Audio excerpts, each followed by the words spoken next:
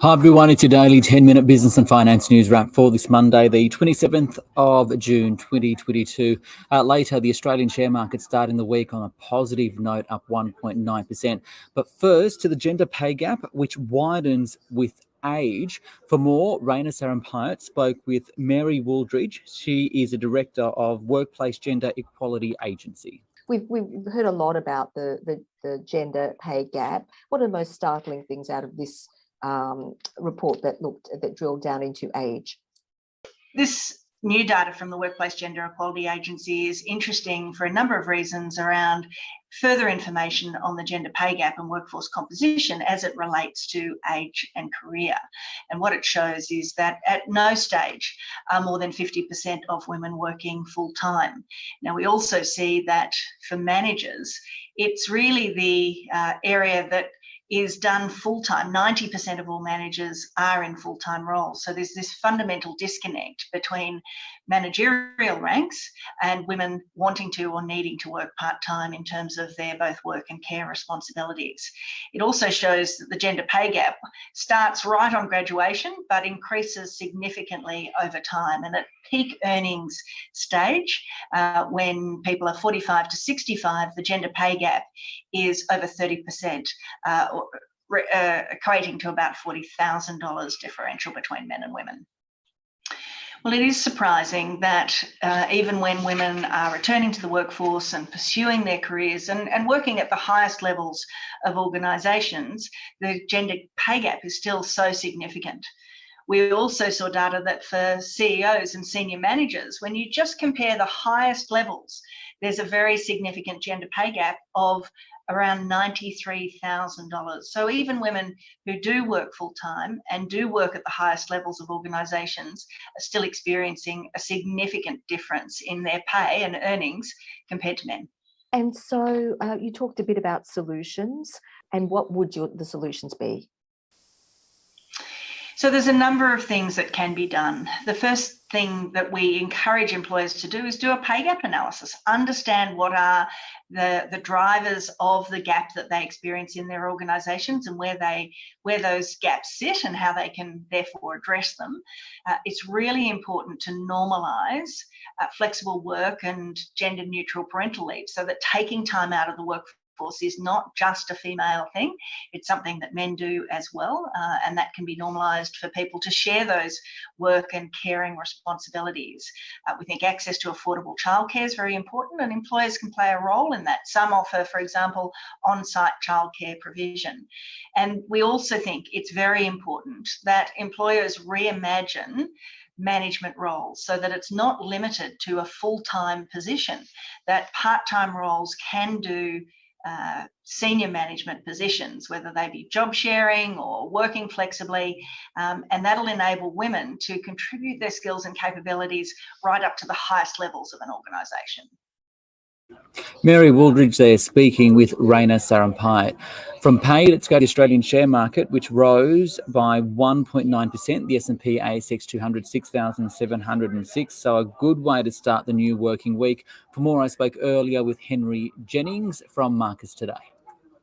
Well, I guess it's a combination really of a good US market on Friday. We've seen a pretty big week actually in the US market, so that was good. We're also seeing a little bit of a response to data at the moment in terms of the inflationary story and the recessionary story that we've been seeing. And some of the data coming in is a little bit weaker on the economic front, which is maybe alluding to the fact that the central banks around the world can be a little less hawkish, a little less aggressive in their moves with interest rates. So that's really helping the market. The other thing, of course, that we have going for us at the moment is it is end of financial year, and the market has been under really extreme pressure in the last month or so. And as a result, we are seeing a little bit of bargain hunting around and maybe a little bit of window dressing as we approach that 30th of June deadline.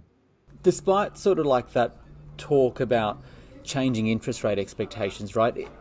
Talk about that R word, recession. That seems to be increasing, though, not just in the US, but potentially in Australia. What do you make of it? Well, I guess we've seen the narrative up till recently has been all about interest rates, all about crushing inflation. But we have switched over to the R word, as you say. Recession has been on everyone's lips. And of course, recession does bring down stimulus again from central banks. It means that they may not have to raise rates quite as aggressively. And there are even some now talking about rate cuts in 2023-24 if the RBA and the Federal Reserve and the UK Bank of England overshoots in trying to crush that inflation. So the R word is kind of good. It's perverse in financial markets. Sometimes bad is good and good is bad. And this is at the moment certainly a sign of that. We're also seeing a fall in commodity prices. WTI crude, for example, had its first weekly loss since around March and April. What are your thoughts, and does this signal continued weakness? Well, again, it comes down to this recession. If the global growth story is going to evaporate, and we are going to see a slowing of economies, and of course we have China still in those sort of lockdowns from time to time, that does affect demand for oil. And we haven't seen any major escalation in Europe at the moment, at least from Russia, in terms of cutting off supply. We also haven't seen any hurricanes in the US, and more supply does seem to be starting to come online.